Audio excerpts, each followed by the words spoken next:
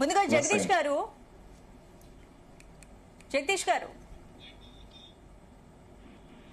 వినొస్తుందా?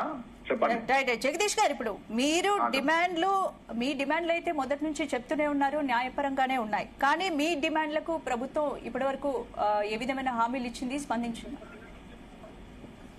Already ఇది వరకు మనకు హెల్త్ కార్డు ఇస్తామని చెప్పారు. అది క్యాబినెట్ లో పెట్టారు. హెల్త్ కార్డు మనకి ఇవ్వలేదు.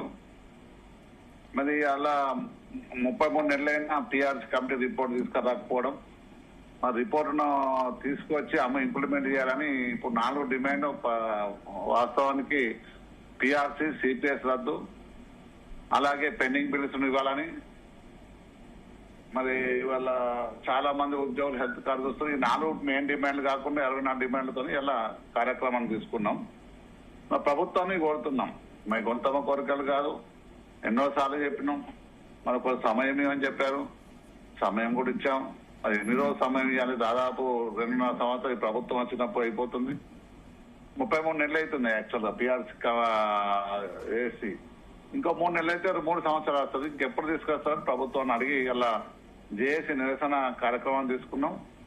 యావత్తు మొత్తం ఉద్యోగులందరూ కలిసి నిరసన కార్యక్రమంలో పాల్గొన్నందుకు వాళ్ళందరికీ ఉద్యమ అభినందనలు తెలియజేస్తున్నాం మేడం.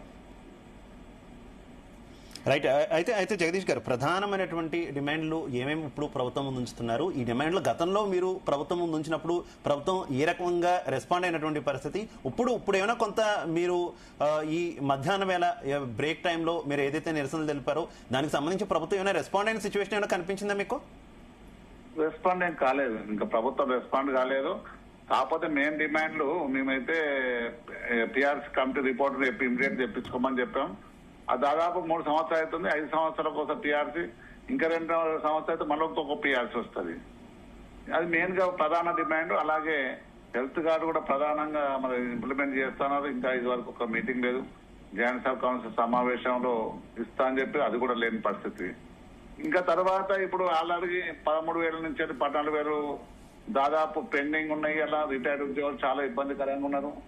వాళ్ళ పరిస్థితి దీనంగా ఉన్నది. మరి పక్క రాష్ట్రంలో 7,000 కోట్లు ఇచ్చి అలా రిటైర్డ్ ఉద్యోగుల అన్ని బకాయిలు ఇచ్చారు. ఈ ప్రభుత్వాన్ని కూడా ఇంటనే ఆ బకాయిలు ఇవ్వమని చెప్తున్నాం. అలాగే హెల్త్ కార్డ్ అయినా సిపిఎస్ మన వాళ్ళ మేనిఫెస్టో పెట్టి సిపిఎస్ రద్దు చేస్తాని కనీసం దానికి కమిటీ కూడా వేయని పరిస్థితిలో ప్రభుత్వాన్ని మేము చెప్తున్నాం. ఇంకా 64 డిమాండ్స్ వేరే ఉన్నాయి. మెయిన్ గా ప్రధానంగా 4-5 డిమాండ్లు అయితే ప్రభుత్వానికి విన్నవించుతాం. రైట్. మనతో పాటు ఏలూరు శ్రీనివాస్ గారు, టీజీ